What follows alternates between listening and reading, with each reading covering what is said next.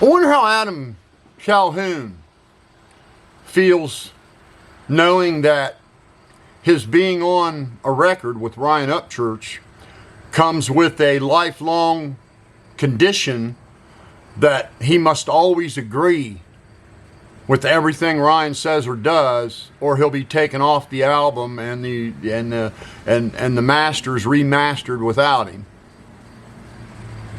What a shitty way to be. You can be on a record with me as long as you always blindly agree with everything I say and do. You know, just like Ryan's gifts. You know, they have conditions. You know, when he buys you something, now you're supposed to, you know, you're under his control now, and you must act and do as he says. Those aren't gifts. Those are control weapons like a cult leader would use.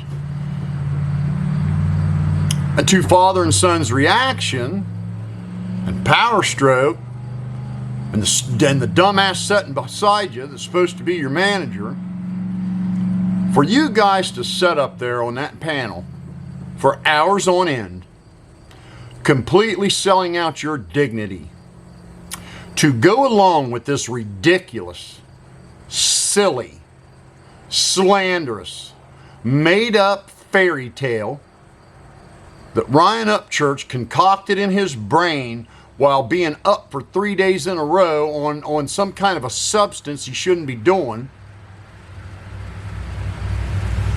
You guys are just as liable as he is. And I am this close to loaning Xana May the money to come after all of you.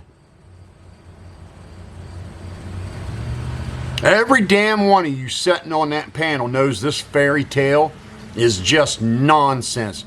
The figment of your imagination, Ryan, is so ridiculous that not even you can tell us the story of what Xana May, Ronnie Jones, and Ickadmel actually did.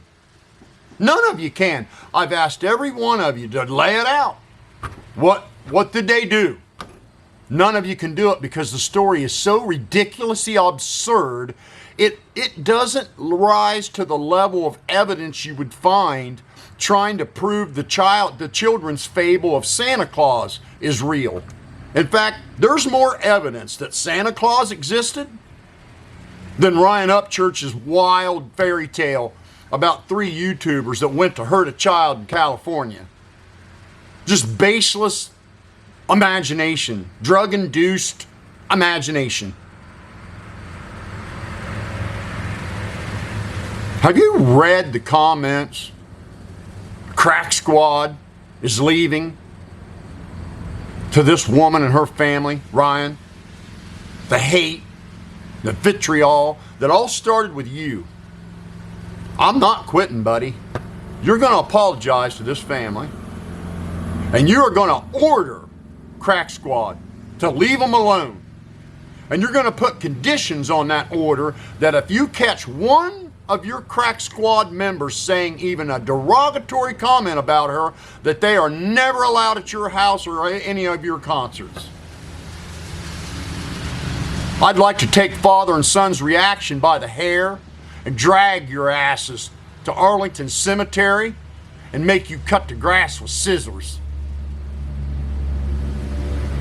And Power Stroke, you are the most pathetic excuse for a man I have ever seen in my life.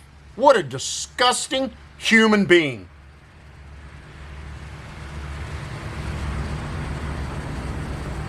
And the dipshit sitting beside Ryan, you are a failure. A failure at what you're supposed to be doing. You need to do the right thing, Ryan. These sons of bitches have wreaked havoc on this girl's life. And you're not going to get away with it. And if I go through the trouble to round up the cash for her to come after you, we're coming after all of you. I ain't fucking playing.